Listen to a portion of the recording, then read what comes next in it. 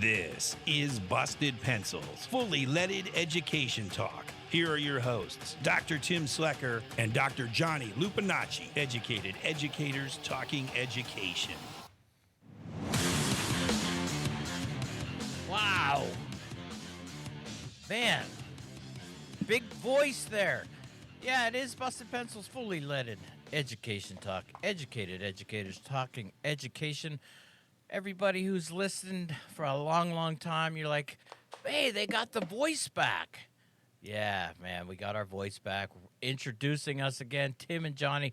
But, man, we got to get them in there, Johnny, to say, and producer Jakob, you know, part of the lineup, because we love our producer, man. Jakob, we gotta either that, we can get AI maybe to you know, create a Jakob dub in or something like that. I can just add at the end, and Jakob. I can just hop in there. So, but thank you very much for wanting to have me included. We want you included. It is, you love this. This is our Saturday show for people listening right now all across civic media, all of the apps, all of the radio stations. And here's the thing, too, right now, Johnny, not just Wisconsin, but in Michigan now, all the way across to Minnesota. Civic media just continues to keep growing. So listeners out in any of those areas, if you're hearing us, welcome. Love it. Love that you're with the show. Johnny, what do you think, man? Civic media growing. I mean, I love it, especially being a Michigan boy myself. You know, I kind of identify with the whole Great Lakes region. So I was excited that I could tell friends and family, hey, tune in. Civic media is growing. Watch out for them. And they are doing not only local radio refresh, but they are doing democracy. So if you're out there listening, you can always text us at 608-557-8577. That's right. If you want to join in and kind of leave a comment, or you have a question, or you just want to, you know, add your 2 cents to the stuff Tim and I like to chop up and talk about, just call or text us at 608-557-8577. But Tim, man, it's mid-July. It's Saturday. You know what? I'm already like covering my eyes when I go into stores because I saw back to school stuff already. And I'm like, are you kidding me? Are you kidding me? I still have another month until I go back, but we're almost to where I have 1 month left of the off season. But we're not going to talk about that today, Tim, because we got an exciting guest. Why don't you introduce our guy? I mean, and that's the thing. People have been listening. It's like, these guys haven't had guests on in a while. Yeah, we haven't. But, you know, it's usually we wait because we want to make sure we get the greatest guests. And, hey, we've got one today. In fact, Johnny and Jakob, you know, where did we come across this guest? Hey, always our other great guests, and in this case, Brittany Waltz up in CISA 4 in Wisconsin. Oh, yeah. And the hardcore work that she's doing introduced me to our guest today. You know, I just kind of read a little bit. He is a transformative leader in rural education, superintendent of the Whitehall School District, and one of the co-founders of Liftoffs, a bold and growing initiative born in the rural heart of western Wisconsin, sparked by a quiet crisis where rural schools were being asked to do more with less. He is Mike Beighley. Mike, you and hopefully we're going to have Corey, co-superintendent, back on the show. Welcome to Busted Pencils, and we're here to talk about liftoffs and all kinds of other things. But Mike, welcome to Busted Pencils. How are you? I'm doing great today. Thanks for the opportunity. Anytime we can talk about what we need to do in school, it's great. Well, and that's what's, you know, really interesting, exciting, inspiring about the, you know, more and more of the work that as I've been reading into what you all are doing, western rural Wisconsin. Again, you know, we got connected to Brittany. She just really excited us about the things she was doing, and she's like, "Hey, Tim, Johnny, you guys, you got to meet my team." We're called Liftoffs, and I remember pushing Brandon, going like, "You need a website though, man, because every time we have you on the show, we want to promote it, and now it's out there." But Mike, Liftoffs, how about just start right there? I mean, what the heck is Liftoffs? Well, I think it's really a transformative program that we did a lot of research ahead of time. I've been really fortunate over the last almost 10 years to be in a partnership with the folks at Ashley Furniture, the Wanek family, the owners of Ashley Furniture, the Ron and Joyce Wanek Foundation. Those folks have taken me all over the country. taken me to other parts of the world. In fact, we're going to China in just a few weeks, to really look at what's out there and what our kids are needing to compete against. And that kind of turned this on now in terms of revitalizing what we really needed to do in rural Wisconsin for our kids. Our kids really see what their families do, what their extended families do. They don't really see the world. So how do we create a globally competitive environment for them? And then all of a sudden, this little thing called artificial intelligence popped on the scene. So we quickly kind of dove into how can we leverage the emerging technologies, AI, the emerging technologies with our teachers, though. I think that's the key piece of this. How do we leverage these technologies with our teachers to really better prepare our kids? And that's ultimately what created Liftoffs. Corey Coolig and I, along with a couple of other superintendents, kind of dove into this scenario once we were turned on to some of the capacities of AI. And then we're fortunate enough to meet Brittany and Jenny and Christy and Abby and all the folks at CISA 4. And I think we built a transformative team that are doing some cool things for our kids. Yeah, I mean, you guys really are, and again, we typically hear about, really doing cool education things, and sadly, the focus is typically, suburban, even in the urban centers, and so what's happening in rural areas, and so here in rural Wisconsin, and again for Civic Media, having its main heart and soul in Wisconsin, we always want to make sure that we're, bringing the stories of people that are doing incredible work. But Mike, I'm thinking though too, it wasn't just that though too. It's this rural, right, kind of like on the, feeling potentially, I don't know if the word's right, but almost disenfranchised by the system of, support, public education, and the kind of like, you're rural, just do more with less. Is that overstating? No, I think that's always the expectation is, we don't have a lot of the resources, and it's difficult. It always has been a little bit difficult for us to get high quality educators. And, and as these generations have migrated forward, we're seeing certainly a migration back to the urban areas, suburban areas, kind of away from rural Wisconsin. So as we really, I would love to tell you everything we did was based on the great things that we can do for kids, but some of it was just out of necessity. We saw the opportunity to leverage the technology both to turn kids on, but also to in essence provide something of high caliber when we couldn't do that with teachers. Or we didn't have content experts. We had kid experts. We have a lot of those. So how can we leverage all of these different pieces in really, again, do a better job for our kids? And then now that's morphed into some of the really cool things, which is how do we start looking at human capacity versus minimal compliance? We've grown up in an area of minimal compliance. What's the minimum Mike Beighley can do to be eligible to play football? Those types of scenarios, right? What's the least I have to do to get a B? And we're really looking at now the competency based. How do we do what we do, and how do we do more, and how do we remove the artificial limits from kids? That's one thing I learned in all of our travels, is how artificially and well intended, but artificially limiting we were to our kids. Johnny. Man, I love that. Thanks for everything you do, Mike, and we're talking about rural schools, especially rural school leadership, like you superintendents, Mike. I'm sure I'm preaching to the choir when I'm talking to you, but you have a sense of wisdom, and you're more than a canary in the coal mine. You've had, a long history of working together with community, have a deep sense of the local and the needs of what kids need in that community, and having to have done more with less, right? And in a lot of ways can really, we can all learn by listening to the creative ways that you found. Things like addressing the fact that like retaining or even having enough highly qualified in content area educators, but you still need teachers. And so how you bridge that gap, especially given, the unique technologies and the things. And I'm excited to hear, I'm sure our listeners are too, hear more about those exciting things.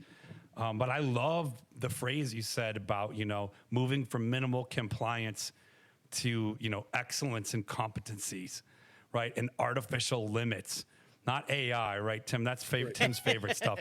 But I love I love that, culturally constructed, not real, not natural limits we have on young people, right? I like how you said it, Mike. These are imposed.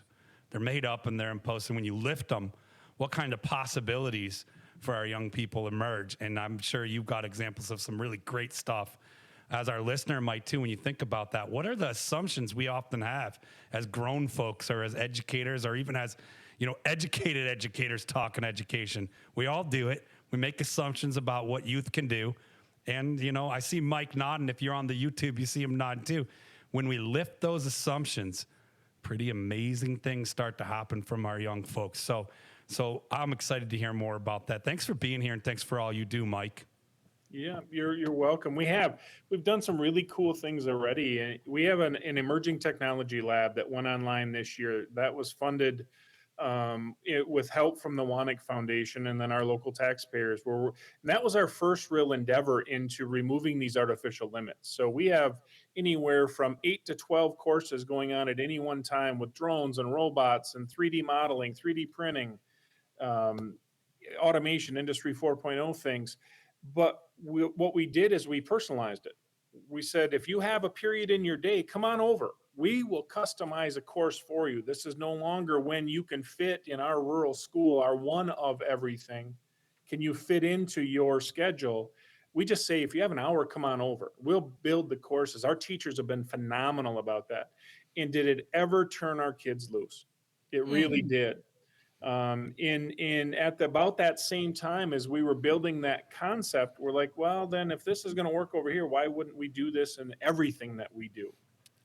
Yeah, that's where as you're talking about that, Mike, and again, for anybody, Mike and I had the awesome connection last night, a little pre-interview, but here you're, again, the constraints of, guess, we're supposed to do school, 45-minute blocks, history this time, writing this time. And, wait, you're interested in what? Well, maybe we'll have an after-school program to entice you with that.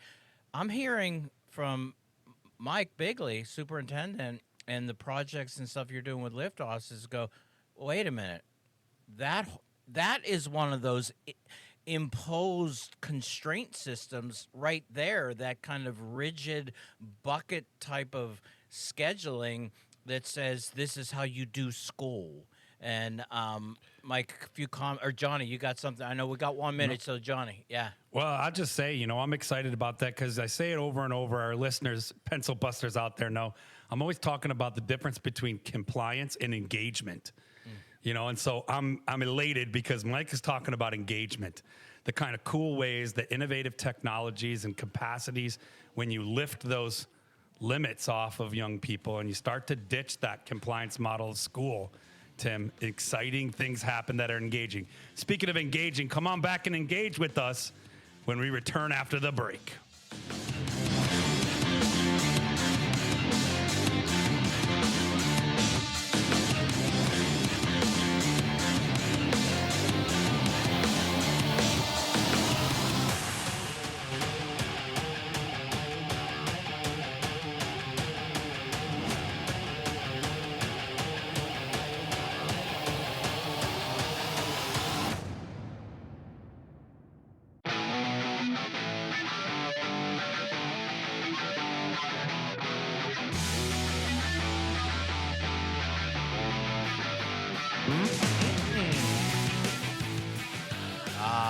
You guys, I love it. Oh yeah, Busted Pencils, fully leaded education talk. Educated educators talking education, talking engaged education. Our guest, Mike Beighley, Superintendent, Western Michigan, Whitehall School District, one of the co-founders of Liftoffs. We're going to give people, too, an opportunity to visit, let you promote where they should go and find this, Mike. But, Johnny really hit on something great right before the break about this idea of engagement. And Johnny, you put it up there, Western Wisconsin. Did I say Michigan? Yeah, it threw me off. I was like, hey, I'm a former Bronco. I was like, did I miss something here? No. I'm at the region of Western Wisconsin, out there. Which is way better than Western Michigan, frankly. I think we can all agree on that much. Easy now. Because we got Western Michigan listeners. Yeah, we now do. in this. I like those guys. Yeah. But they're not as awesome as Western Wisconsin. National champs in hockey. Come on. No, they're good. But this concept of engagement, really, in schooling has not been real great over the years for engaging schooling. It sounds to me like you're potentially going for the education as opposed to schooling. And Mike, you were talking about engagement. Give us some examples. Tell me about engagement in Liftoffs with the Liftoff schools. We specific with Liftoffs, we really have our biggest pilot. We started the year with our 8th grade math kids. And a lot of our pilots we get done. First of all, you talk about 8th grade, hardest year you could absolutely transition into anything, right? And we didn't hand select a group. We took all of our 8th graders, went fully personalized with an AI-driven tool, supported by a high-quality educator. So it's the perfect scenario of what that looks like, right? And what we saw right away was an absolute switch flip, where no longer were these kids disengaged. They weren't sitting there. They weren't going through. They were literally looking at, how can we get better? This is now about me. I'm owning my own learning. We use that phrase a lot. You're now responsible for your own learning. In quickly, not only were kids progressing very quickly, but they were working together. They were teaching each other. That was one of the rules. You had to use your tool. You had to use the lesson in the tool. You had to use your partner. You had to use the other kids in class. Then you could use the teacher. Okay. And the kids started teaching one another. By about halfway through the year, we had 17 of our kids already complete all of 8th grade math. And to mastery, not to minimal compliance, to mastery. They had to master all of 8th grade math. Some of those kids went on to finish algebra inside of 8th grade. We had kids that had really struggled forever to be at grade level. They all went into 8th grade math. All of them made major progress in 8th grade math. That's probably the most telling piece of this. And as you can probably tell, what I get excited about is, you're right. It was about kids learning. It wasn't about playing school. Yeah. Johnny, right? As a math teacher at heart, you got to be loving this. Well, absolutely, Tim. What Mike's sharing here, good educators are out there nodding as they're listening, and parents are nodding as well. It's like, what do we know about, especially 8th grade, developmentally, social learning theory, almost to its detriment. They're going to listen to their peers and to ideas that they share amongst one another. So partnering that with the technologies that they're familiar with, that are part of their everyday life, and empowering them at that age developmentally is just, it's gangbusters for what can be learned. And we'll all cringe a little bit because we'll remember our 8th grade math class, right? You didn't get to have always these great educators like Mike's talking about, or math party like I got to teach, right? It was pretty much the teacher was the center. They put the problem on the board, they worked through it, and you wrote it in your notebook, and you were expected to do a ton of them and be really good at it. So, it isn't rocket science. It makes sense. It's exciting. And when you lift those limits, as Mike's sharing here, students, by golly, they're learning, and I love the phrase, Mike, you're using.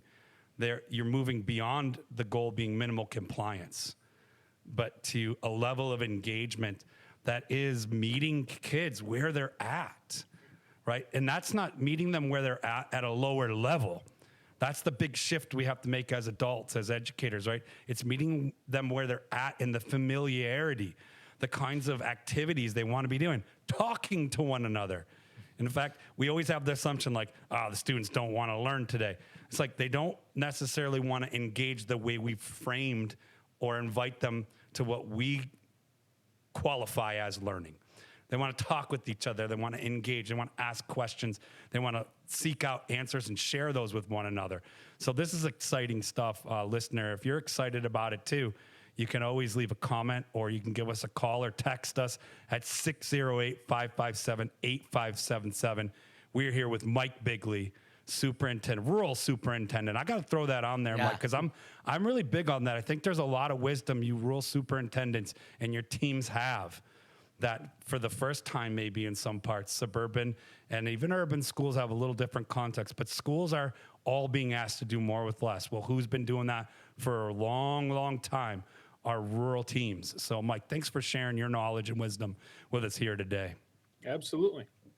Mike, though, I mean, it's exciting. You know what you talked about, and I know like this is a fast segment here, so we're up on the clock. So when we get back, we'll be gonna kind of give you a hint so that you don't get one of the infamous Tim bombs that I warned you about. Speeding up the amount of learning you were talking about there. That's reminding me or making me think about some other school that's saying they can really maximize the amount of learning done. And the reality is if you do that, kids have more time to be kids. I'm talking about Mackenzie Price. Yeah, Mike, I want to get your comments when we get back.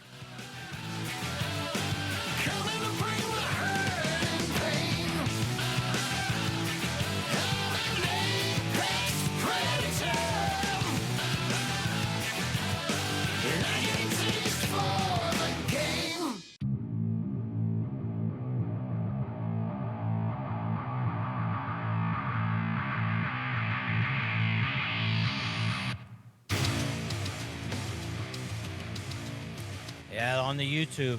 Heads are banging. Busted Pencils, fully leaded education talk.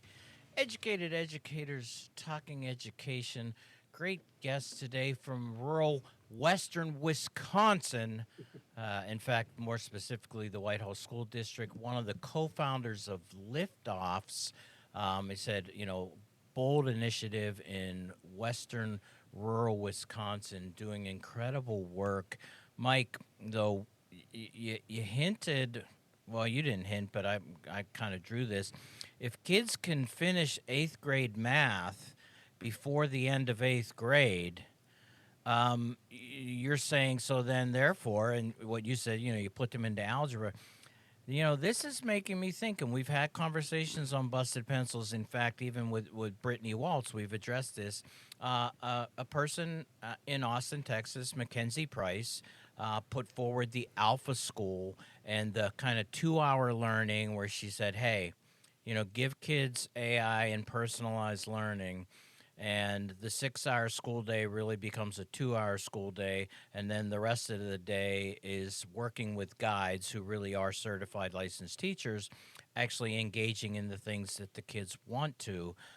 Wondering if you're kind of, I don't want to say you're saying she's right necessarily, but you're pointing out that, hey, guess what? The rigidity of the compliance-based system of 45 minutes of here's the curriculum, here's what you do, you're looking at it going like, well, wait a minute, that's kind of BS. I think you're right. I think it is. I mean, even the Carnegie Foundation is starting to look at the Carnegie unit, right, and question whether or not seat time it was ever a good measure. I think we have to remember a couple of things too, is we were designed for a dramatically different outcome, right? Public education was designed to do industry 2.0 things, not industry 4.0 or industry infinity. But, we have looked at the alpha schools a lot, right? We've looked at that model. It's not what we're trying to do. First of all, we're trying to do this for everybody, not just the kids that can spend the 40 grand to go there. But I think we're also looking at Liftoffs. One of the foundational pieces of this is redefining really what we should be doing for kids. How much of what we were doing was some adult who decided, and quite frankly, some 60-year-old guy like me that decides what a kid ought to learn. And now we've in this convergence of technology and change, we have to really redefine that. That's part of that intrigue of this, exactly, is what can we do? How much quicker when we personalize? We've known for 30 years personalizing education was the right thing to do. We just couldn't do it. Now we have the tools. Johnny. Well, no, I love this. I'm big on like learning theory and things. And there is a theory out there called the theory U from Otto Scharmer. And it's talking about, leading from the emerging future. And it's exactly what Mike just explained. It's like how have major changes, whether it's in technology or industry, come to be. And if we think about schools needing some major change, and that's a big one, like Mike's like sharing here today, the biggest one being if we meet kids where they are, like actually center the learning around developmentally appropriate things for young people. And newsflash, some things stay kind of the same over generations, but some things change, right? But if we lift those limitations off, and in the theory U, they talk about that, if you can imagine the letter U, that's what that theory U is about. And at the top of the U on the left is where you start to identify kind of what the problem is. School's not working for a lot of kids, or like Mike said, like our goal is minimal compliance, and we're battling with young people, to drag them along to reach that. Okay, so if you enter the theory U, you're saying as a team, right, to lead from the emerging future where we want to be, let's drop down into the U and let's lift off limitations. So when we're in the bottom of the U, we're saying, let's assume that everything is possible. And then you come back up the U, and you might not be able to do all those things that you assume down at the bottom of the U. But what the theory has shown us, as it's been researched for decades, is as you come back up that U, you have a radically different model, and amazing things tend to happen. And I love that because that's what Mike is explaining here with Liftoff and just the kinds of ways that his team has really dove into the U and said, what are those assumptions that kind of seem to be in the way? Like what we're doing with our school day, the time. You can't personalize education for everyone. That's too hard. You got to have it similar. And who knows what's best is this curriculum over here that might not relate to our kids at all. So what Mike and his team has done is said, well, let's lift those limitations and let's see what's possible. And certainly some things are non-negotiable, but you get creative as a team and you really figure out awesome stuff. You give it a try. And I applaud you, Mike, and your team, because very seldom do we get out of the U and give it a try. And giving it a try, you saw some amazing things happen for young people, for learners, by golly, to do school differently than we've done it for, hundreds of years, in this country at least, and to really personalize it and to show that it's possible, especially possible given technologies and examples that are out there that I don't want to say retrofit to your community, but knowing your community's needs, right? Knowing the interests of young people, where they're at, where they're coming from, what they have access to, what their day is like, and then lifting off those limitations, saying like, hey, maybe we don't need to have math class at 7:15 a.m. for teenagers, right? Maybe they're better learners at different times during the day. What are some things that we actually know about kids, not assumptions we have about them, that might help them be better learners, and bonus, help us be better teachers and better mentors as adults in these young people's lives. So this is exciting stuff, Mike. I just had to nerd out a little bit and share with our listeners too, like, hey, this is all also really aligned with leading theory on how to lead and how to produce leaders out of our young people. And we have to give them the capacity to be able to do that. And we've even, I also want to share it. We started a pilot in kindergarten midway through the year, personalizing kindergarten. If you start applying this now, their entire career, what do we see for a difference in perspective in kids?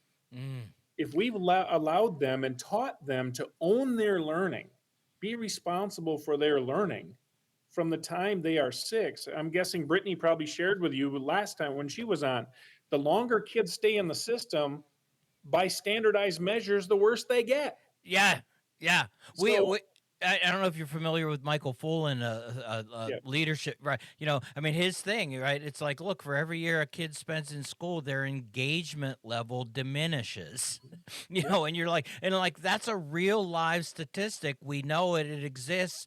And yet we continue to do school in the exact form and function that produces that result. And so you say, well, what are you doing? Go ahead, Mike. And we talk a lot about, even you look at our internal staff, and we're fortunate. We have a tremendous staff. A lot of the educators in our area are phenomenal, dedicated people that have been at it a long time, but they've all been really good at school, right? I was Yeah. good at school. I was good Yeah. at playing the game. Didn't really engage a whole lot. I was good at playing the game. So I think that makes this transition even more difficult. But now we're starting to wake up and we're starting to see the implications and the impacts that we can have by making changes. And that's intriguing to me. And I've not found an adult yet that when we start talking about the impacts of kindergartners, like a class of 20 kids, where a teacher has four of them up at the board doing a mini lesson on something, and they're on two different tools, plus they're playing in a shared or a social environment, and they're engaged the whole time without the teacher having to be there. And we have a tool that will collect their reading, listen to them read, start to sort out what they need for issues, suggest what the teacher should assign next, and also record it so the teacher can listen to them. That's cool, Oh my right? God, it's so cool. What you're doing too, Mike, is going okay. Mackenzie Price for $40,000 a year for this special. Guess what? We're doing it in Western Wisconsin with 20 kids. We're doing it with kindergartners. It is possible. I think that's the other part.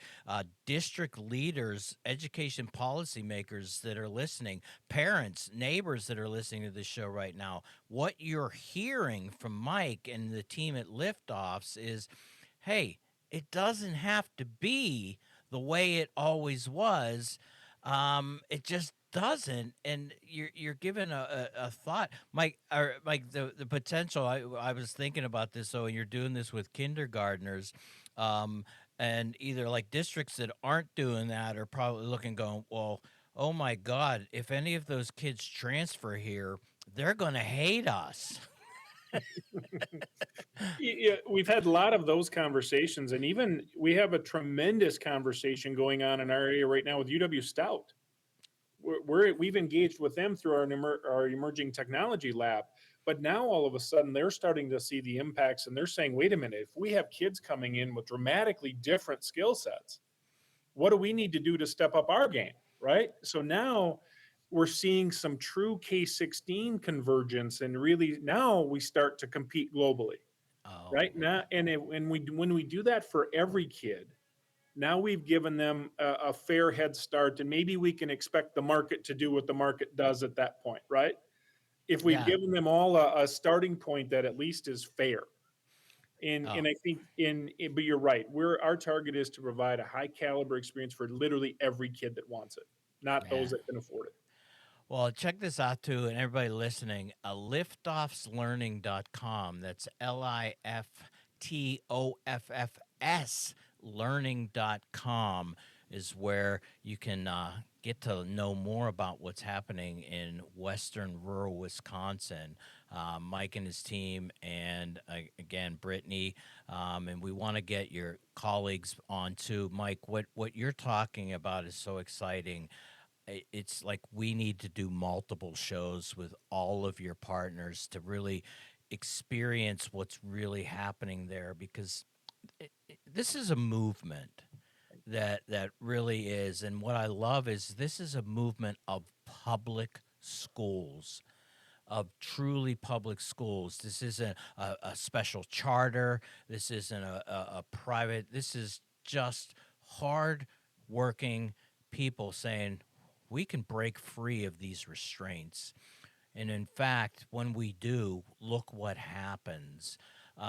Mike, we didn't even get a chance to really talk about this because, I was saying, the whole rural, and what kind of got me going, where Brittany said was an article last week that came out about the 150-year-old rural one-room schoolhouse making a comeback.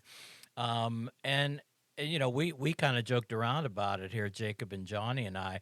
It's like, is we talking about like Little House on the Prairie, kind of like, the Duns Cap and all that.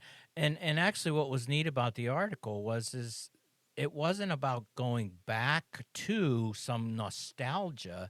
It was saying, in this one room concept, multiple learners cooperatively learning, teacher with expertise having at their ability to harness the newest technologies.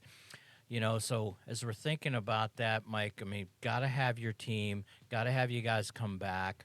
We absolutely love what you guys are doing. Again, that's liftoffslearning.com. Mike Beighley. Mike, thanks for busting pencils with us. I really appreciate it. Thank you. All right, and when we get back, you know what that means. Tim and Johnny and Jacob, we're going to break this down, and we will not be making fun of Mike Beighley. Busted pencils when we get back.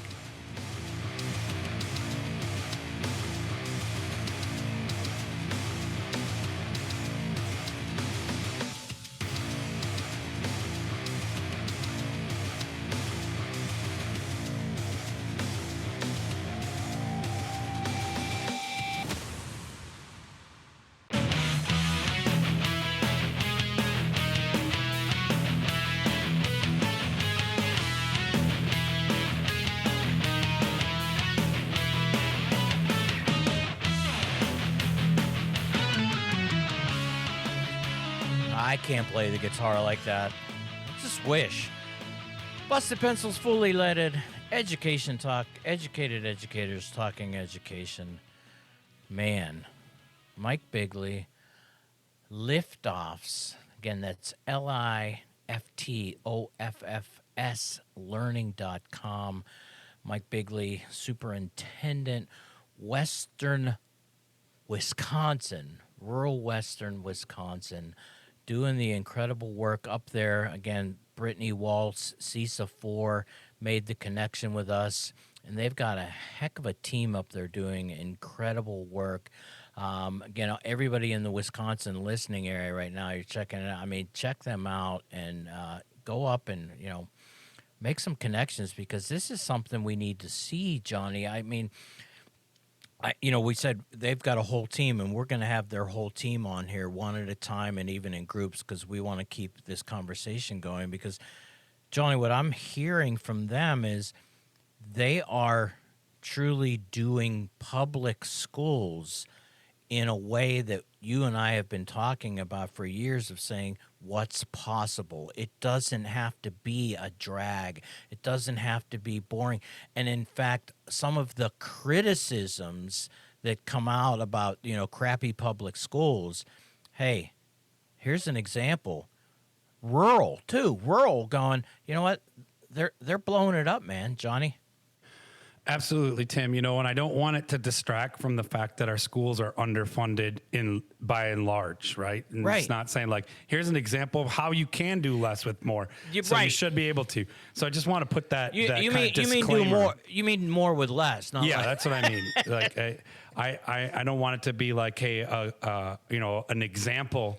Yeah. Of rationalizing what I'll just call unjust budget cuts, right, that have damaged, like the learning environments for kids, especially kids with high needs, but at the same time, we've talked about this a lot. You got to hold space for the creativity and the genius of kind of what I'll call rural school district wisdom right now, right? That they have a long history of not only these budget cuts hurting them, cutting deep for their community, but they have, not a wait and see approach. They're being really proactive for a long time on how can we do things differently. So I want to stay making sure we are advocating for the adequate, what I'll just call the just funding for all students in our states, right? But at the same time too, to do these exciting things, you can do both. Yeah. You can properly fund, the way we know and way we're learning, kids can do better in schools. And in fact, schools can do better to support kids doing that in schools. Yeah. So just a little caveat as we kind of wrap the show up. I want to make sure our listener knows we're not here advocating, hey, budget cuts have hit and here's an example of how you can do more with less. We should be funding all of our schools adequately. But given this kind of context, Mike and his team, and I'm sure listeners out there probably have examples as well. If you want to, call or text us at 557-8577. Share those stories with us. We can, amplify the awesome stuff that you're doing in your district or in your school. And maybe you're an educator, or maybe you're a parent, or maybe you're a leader like Mike, a school superintendent, who's saying, you know what? There's some assumptions about kids learning that we're just going to get rid of. Yeah. And we're going to strive for engagement. And everybody out there, if you aren't paying attention to that, we want you to be, because everybody knows you can go toe to toe with a person smaller than you, and they're going to win in numbers every time in schools. Our young learners, right? They are, wired up to resist. And they have every right to. Like, the way we do schools often isn't structured in a way that supports them as engaged learners. Yeah. It's imposing compliant learning.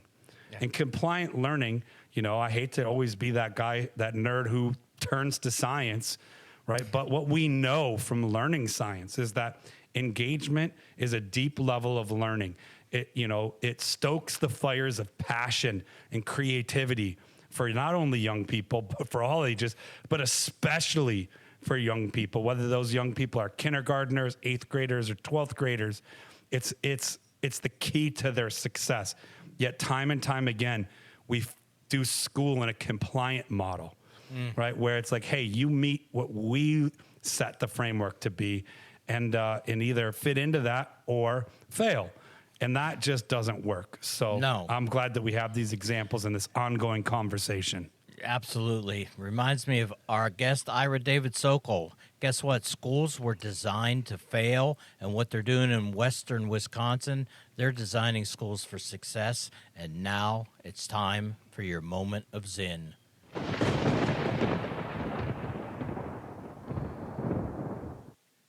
Indeed, it is impossible to be neutral in a world already moving in certain directions, where wealth and power are already distributed in certain ways.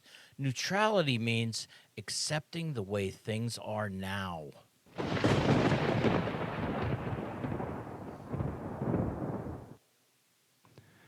Thank you, Pencil Busters, for listening to today's broadcast with Mike Beighley.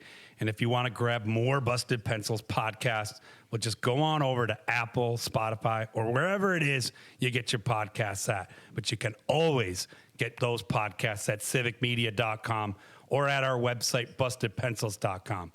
And you can find great Busted Pencils content like today's show on Mondays for Homeroom, on Wednesdays for Class in Session, and every Friday for producer Jacob's Choice. And of course, Pencil Busters. You can tune in next Saturday and listen to the Busted Pencils weekend broadcast on Saturdays at 3 p.m. Central Time across all the Civic Media networks for 1 hour of your favorite blue-collar scholars, Tim and Johnny, and keep busting pencils.